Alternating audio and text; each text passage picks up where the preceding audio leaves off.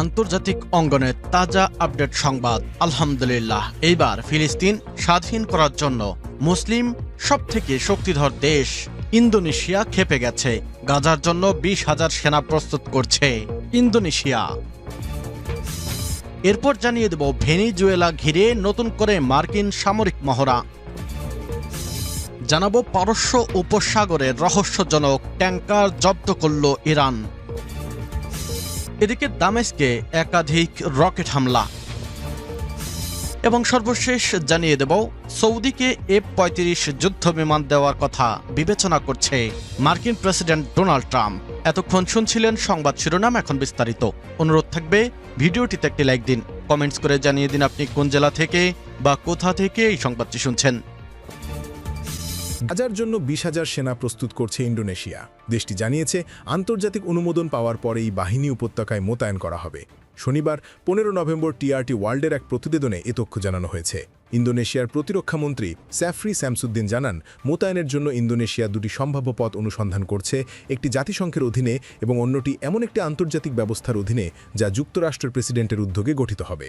দ্বিতীয় বিকল্পের ক্ষেত্রে রাষ্ট্রপ্রধান পর্যায়ে উচ্চ পর্যায়ের কূটনৈতিক সমন্বয় প্রয়োজন হবে। তিনি বলেন, আরব দেশগুলি সৌদি আরব, জর্ডান, মিশর, কাতার এবং সংযুক্ত আরব আমিরাত যদি সবুজ সংকেত দেয়, ইন্দোনেশিয়া আনন্দের সঙ্গে অংশ নেবে। পাশাপাশি ইসরায়েলের অনুমতিও অত্যন্ত গুরুত্বপূর্ণ বলে উল্লেখ করেন তিনি। প্রতিবেদনে বলা হয়েছে, এই পরিকল্পনা যুক্তরাষ্ট্রের প্রেসিডেন্ট ডোনাল্ড ট্রাম্পের গাজা যুদ্ধ বন্ধে প্রস্তাবিত 20 দফা উদ্যোগের প্রথম ধাপের অংশ। এর আওতায় গত 10 অক্টোবর থেকে ধাপে ধাপে যুদ্ধবিরতি কার্যকর হয়েছে। জর্ডানের বাদশাহ দ্বিতীয় আবদুল্লাহ জাকার্তা সফর করেছেন। এই সময় তিনি গাজা পরিস্থিতি নিয়ে তিনি এবং ইন্দোনেশিয়ার প্রেসিডেন্ট প্রাবো সুবিয়ান্ত আলোচনা করেন। বৈঠকে দুই দেশ গাজা নিয়ে গোয়েন্দা তথ্য আদান প্রদানের সিদ্ধান্ত নেয়। জর্ডানের সশস্ত্র বাহিনীর প্রধান ইউসুফ আহমেদ আল হুনাইতির সঙ্গে বৈঠকের পর ইন্দোনেশিয়ার প্রতিরক্ষামন্ত্রী বলেন, আমরা যৌথভাবে একটি কমিটি গঠন করব যা গোয়েন্দা তথ্য এবং হালনাগাদ পরিস্থিতি বিনিময় করবে। গাজা সীমান্তের নিকটবর্তী দেশ হিসেবে জর্ডানের তথ্য আমাদের জন্য কৌশলগতভাবে গুরুত্বপূর্ণ। তিনি জানান, সম্ভাব্য শান্তিরক্ষা বাহিনী মোতায়েনের প্রস্তুতির অংশ হিসেবে ইন্দোনেশিয়ার এই গোয়েন্দা তথ্য প্রয়োজন। প্রতিবেদনে বলা হয়েছে, দুই দেশ প্রতিরক্ষা খাতে সহযোগিতার অংশ হিসেবে ড্রোন প্রযুক্তি উন্নয়নে কাজ করবে।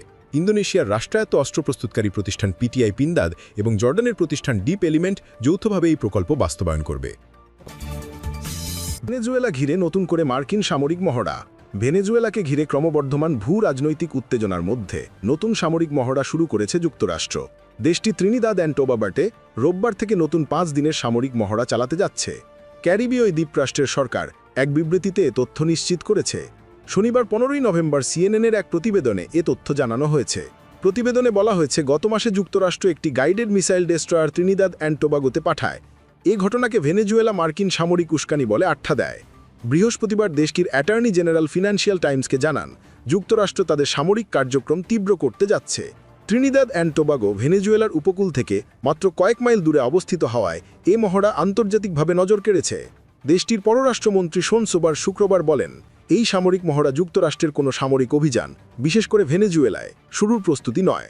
ত্রিনিদাদ অ্যান্ড টোবাগোর প্রধানমন্ত্রী কামলা পারসাদ বিসেসর বরাবরই যুক্তরাষ্ট্রের উপস্থিতিকে সমর্থন করে আসছেন। তিনি ভেনেজুয়েলার সমাজতান্ত্রিক নেতা নিকোলাস মাদুরোর সঙ্গে বহুবার দ্বন্দ্বে জড়িয়েছেন। সিএনএন জানিয়েছে, মহড়ায় যুক্তরাষ্ট্রের মেরিন কর্পসের 22তম মেরিন এক্সপেডিশনারি ইউনিট অংশ নেবে। ওয়াশিংটন বলছে, তাদের উদ্দেশ্য ক্যারিবীয় অঞ্চলে মাদক পাচার দমন অভিযানকে আরও শক্তিশালী করা। ত্রিনিদাদ অ্যান্ড টোবাগোর সরকার জানায়, এই মহড়ার মাধ্যমে দুই দেশের সৈন্যরা একে অপরের কৌশল, ট্যাকটিক্স ও অপারেশনাল টেকনিক সম্পর্কে পরিচিত হবে। পাশাপাশি দেশটির বাহিনীকে যুক্তরাষ্ট্র মাদক সংক্রান্ত অপরাধ ও গ্যাং সহিংসতার মতো অভ্যন্তরীণ সমস্যা মোকাবিলায় প্রশিক্ষণ দেবে। সম্প্রতি যুক্তরাষ্ট্র ক্যারিবীয় অঞ্চলে তাদের সামরিক উপস্থিতি জোরদার করেছে এবং তাদের সবচেয়ে বড় যুদ্ধজাহাজ সেখানে মোতায়েন করেছে। ওয়াশিংটন যদিও দাবি করছে তাদের মোতায়েন মাদক বিরোধী অভিযানের জন্য, তবে বিশেষজ্ঞদের প্রশ্ন, এত বড় সামরিক শক্তি কেন প্রয়োজন? তাদের মতে, এই উপস্থিতি 1989 সালে পানামা আক্রমণের পর যুক্তরাষ্ট্রের ক্যারিবীয় অঞ্চলের সবচেয়ে বড় সামরিক সমাবেশ। মার্কিন প্রেসিডেন্ট ডোনাল্ড ট্রাম্প বলেন, তিনি বিশ্বাস করেন মাদুরোর সময় শেষের দিকে এবং যুক্তরাষ্ট্রের ভেনেজুয়েলায় স্থল হামলার সম্ভাবনা উড়িয়ে দেওয়া যায় না। সিএনএনের এক প্রতিবেদনে বলা হয়েছে, যুক্তরাষ্ট্রে তাদের সামরিক কার্যক্রম তীব্র করতে যাচ্ছে। পারস্য উপসাগরে রহস্যজনক ট্যাঙ্কার জব্দ করল ইরান। পারস্য উপসাগরে রহস্যজনক ট্যাঙ্কার জব্দ করেছে ইরান। ইসরায়েলের সঙ্গে যুদ্ধবিরতির পর প্রথমবারের মতো ট্যাঙ্কার জব্দের ঘটনা এটি। ট্যাঙ্কারটিতে অনুমোদনহীন কার্গো পরিবহনের অভিযোগ করা হয়েছে। শনিবার 15ই নভেম্বর সিএনএনের এক প্রতিবেদনে এ তথ্য জানানো হয়েছে। প্রতিবেদনে বলা হয়েছে ইরানের ইসলামিক রেভলিউশনারি গার্ড কর্পস পারস্য উপসাগরের জলসীমায় সিঙ্গাপুরগামী পেট্রোকেমিক্যাল কার্গোবাহী একটি ট্যাঙ্কার জব্দ করেছে। শনিবার রাষ্ট্রীয় গণমাধ্যম বিষয়টি নিশ্চিত করেছে। এর একদিন আগে মার্কিন কর্মকর্তা ও সামুদ্রিক নিরাপত্তা সূত্র জানিয়েছিল ইরানি বাহিনী ওই তেলবাহী ট্যাঙ্কারটিকে থামিয়ে ইরানের আঞ্চলিক জলে সরিয়ে নিয়েছে। জুন মাসে ইসরায়েল মার্কিন যুক্তরাষ্ট্রের ইরান বিরোধী হামলার পর এটাই প্রথম ট্যাঙ্কার জব্দের ঘটনা। রাষ্ট্রীয় টেলিভিশনের বরাতে আইআরজিসি এক বিবৃতিতে জানায় ট্যাঙ্কারটি অনুমোদনহীন কার্গো বহনের কারণে বিধি লঙ্ঘিত হয়েছে, তবে লঙ্ঘনের প্রকৃতি সম্পর্কে বিস্তারিত জানানো হয়নি। সামুদ্রিক সূত্র জানিয়েছে তালারা নামের মার্শাল আইল্যান্ডস ফ্ল্যাগযুক্ত ট্যাঙ্কারটি আরব আমিরাতের উপকূলের কাছে চলাচল করছিল। এটি শারজাহা থেকে সিঙ্গাপুরে যাওয়ার পথে উচ্চ সালফারযুক্ত গ্যাস অয়েল বহন করছিল। জাহাজ পরিচালনাকারী প্রতিষ্ঠান কলম্বিয়া শিপ ম্যানেজমেন্ট জানায় শুক্রবার সকালে সংযুক্ত আরব আমিরাতের খোরফাক্কান উপকূল থেকে প্রায় 20 নটিক্যাল মাইল দূরে অবস্থানকালে তারা ট্যাঙ্কারটির সঙ্গে যোগাযোগ হারায়। প্রতিষ্ঠানটি নিরাপত্তা সংস্থা ও জাহাজের মালিকের সঙ্গে যোগাযোগ করে পরিস্থিতি স্বাভাবিক করার চেষ্টা চালাচ্ছে। জাহাজটির মালিকানায় রয়েছে সাইপ্রাস ভিত্তিক পাসা ফিনান্স। মার্কিন সামরিক বাহিনী জানিয়েছে তারা ঘটনাটি সম্পর্কে অবগত এবং নিবিড়ভাবে পরিস্থিতি পর্যবেক্ষণ করছে। সাম্প্রতিক বছরগুলিতে ইরানের আইআরজিসি উপসাগরীয় অঞ্চলে বিভিন্ন বাণিজ্যিক জাহাজ জব্দ করেছে। সাধারণত চোরাচালান, প্রযুক্তিগত ত্রুটি বা অন্যান্য আইনি অভিযোগ তুলে এসব জব্দ করা হয়েছে। তবে নাম প্রকাশে অনিচ্ছুক এক মার্কিন কর্মকর্তা বলেন, সাম্প্রতিক মাসগুলিতে এমন অভিযান না হওয়ায় এই ঘটনাটি অপ্রত্যাশিত। দামেস্কে একাধিক রকেট হামলা। দামেস্কের মেজ্জাহ এলাকায় দুটি কাতিউষা রকেট হামলার ঘটনা ঘটেছে। শুক্রবার 14 নভেম্বর এ ঘটনায় একজন নারী নিহত এবং কয়েকজন বেসামরিক নাগরিক আহত হয়েছেন। বিষয়টি রাষ্ট্রীয় সংবাদ সংস্থা সানাকে নিশ্চিত করেছে সিরিয়ার প্রতিরক্ষা মন্ত্রণালয়। মন্ত্রণালয় জানায় রাজধানীর উপকণ্ঠ থেকে রকেট দুটি ছোড়া হয় এবং সেগুলো আবাসিক এলাকায় আঘাত হানে।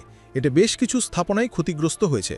প্রতিরক্ষা এবং স্বরাষ্ট্র মন্ত্রণালয়ের টিম ঘটনাস্থলে তদন্ত শুরু করেছে। রকেটের পথ এবং উৎক্ষেপণ স্থল শনাক্ত করার চেষ্টা চলছে। হামলার পর মেজ্জাহ এলাকায় ব্যাপক নিরাপত্তা জোরদার করা হয়েছে। অ্যাম্বুলেন্স ও জরুরি সেবাকর্মীরা দ্রুত ঘটনাস্থলে পৌঁছে আহতদের উদ্ধার কাজ পরিচালনা করেন।